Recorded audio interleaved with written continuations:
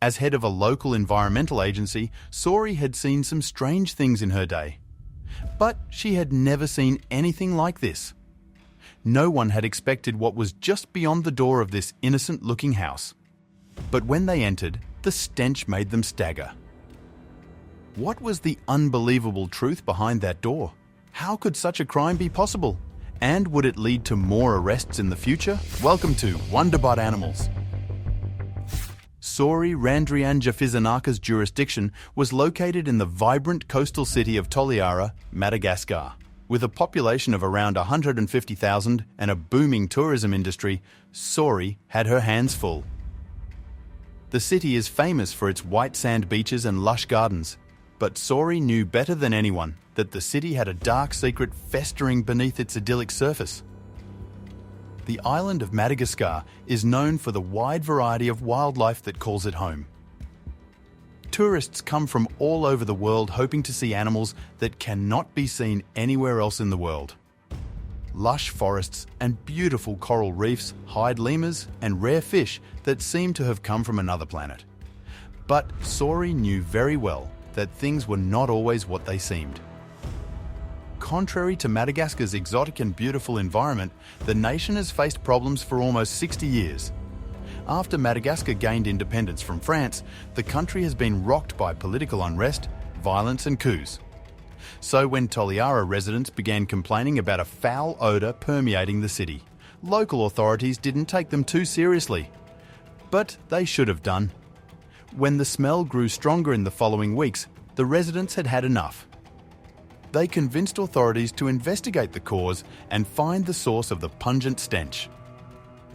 When they followed their noses to a two-story white house in a sparsely populated area of the city, they knew they had found it, but they were not prepared for what was inside.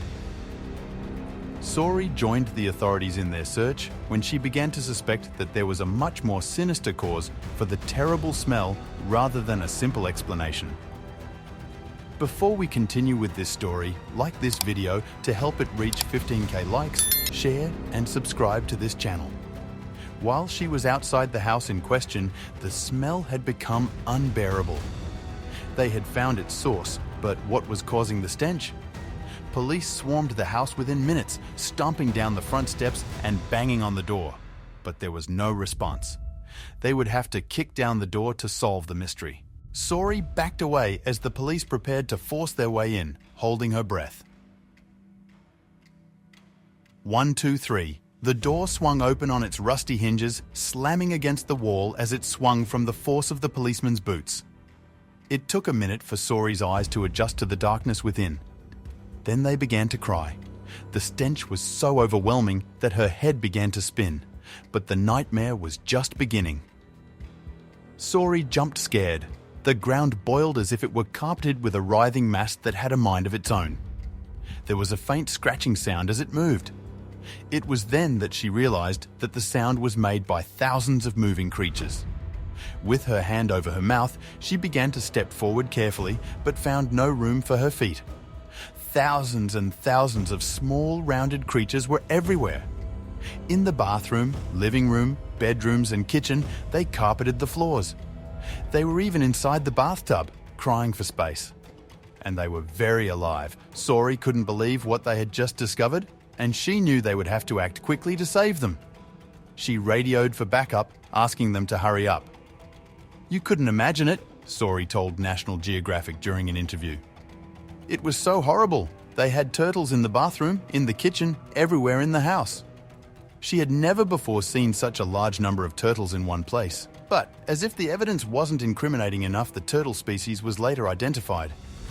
The two-story house had contained an incredible 11,000 radiated tortoises.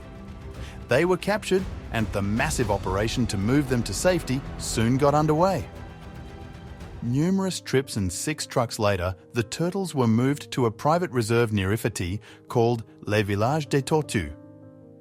Each small animal received a health check and was treated for dehydration. But why had these turtles been piled into the house in the first place?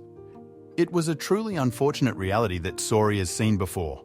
Endangered, radiated tortoises continued to be poached from their natural habitat. This is despite the fact that a treaty banning its trade has been signed by more than 180 countries, including the European Union. Turtles are highly coveted for the striking star-shaped pattern that adorns their shells. The radiated tortoises were intended to be smuggled out of Madagascar and sent to collectors in Asia or sold as bushmeat to the local population. Thanks to local police, the American group Turtle Survival Alliance, TSA, and Soary's efforts, they would be kept at the sanctuary where they would be safe for the rest of their days. But how many are left in nature? The irradiated turtle population has been in sharp decline over the past 3 decades and is now estimated at 3 million. It is believed that the beautiful and rare turtle will become extinct in less than 20 years.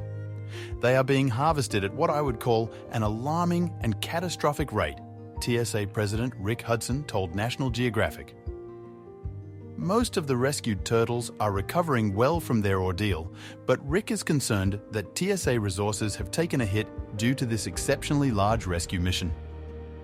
I don't think the word overwhelming comes close to describing what the Turtle Survival Alliance is dealing with here, he explained in a TSA news release. We were already caring for 8,000 turtles in Madagascar.